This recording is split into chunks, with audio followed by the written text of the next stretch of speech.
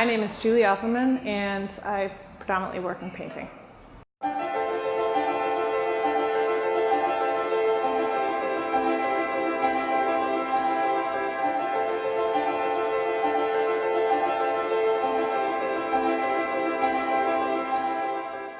Yeah, I do have a background in biology and neuroscience, and I'm really interested in how the brain how we interface with our environment and how we make sense of that.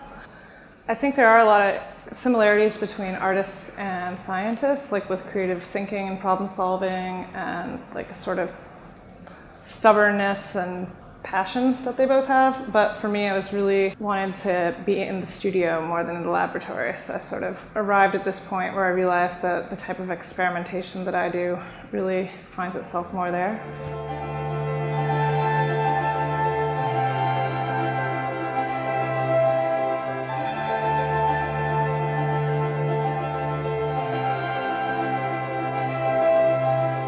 I'm interested in perception, so visual perception, how we make sense of the world around us. How, you look at something, which is a bunch of information, and then translate that into something that is meaningful to you. And I think that's a process that is super important, but that no one really thinks about. Technology has transformed, it's changed the way that we look at things. We look at things much more quickly now. We look at a lot more things. It's changed the way that we pay attention. So it's changing the way that we see. And so I'm definitely interested in thinking about that in my work.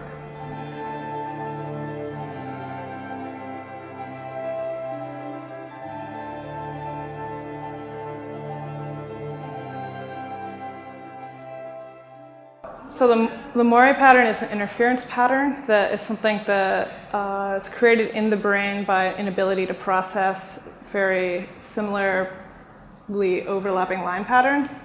But I think the way that I feel my work addresses the issue is that I create really difficult visual experiences so that when you look at it, you start noticing how you're unable to see things. You start noticing how the lines and the colors are bugging your eyes out. Your eyes start hurting, you can't focus, you have to look away. Things start moving, things start changing over time. And so it makes you aware of not what you're seeing, but the fact that it's super subjective and how it's a give and take. Yeah.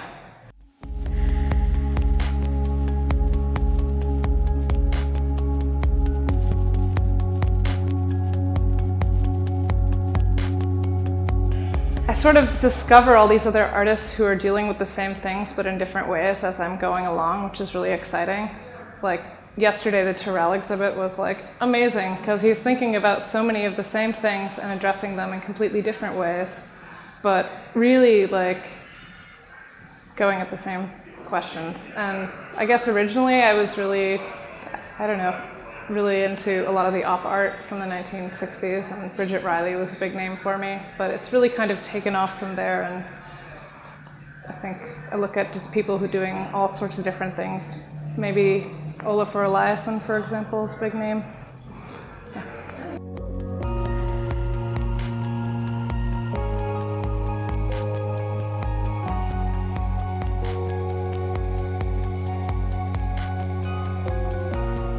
For me, this one is the most difficult to look at because the contrast between the underlying colors and the top layer of black lines is the strongest, so it really becomes electrified when you're looking at it. Also, the pattern, I kind of stretched out the line patterns towards the top and bottom and created this really tense line in the middle, like a band. So on that way, it's a very unsettling painting on a lot of levels. And the other thing that's a bit of a breakthrough about it for me is kind of looking at my earlier work, it really ruptures from that. There's a lot of these breaks and these marks. It's very destructive in a way. It's very physical, which is something that I really want to bring into the dialogue to kind of balance against this opticality, to have a real gesture and a real sort of emphasizing the imperfections, emphasizing the noise, emphasizing that it's painted and not made on a computer and not anything else.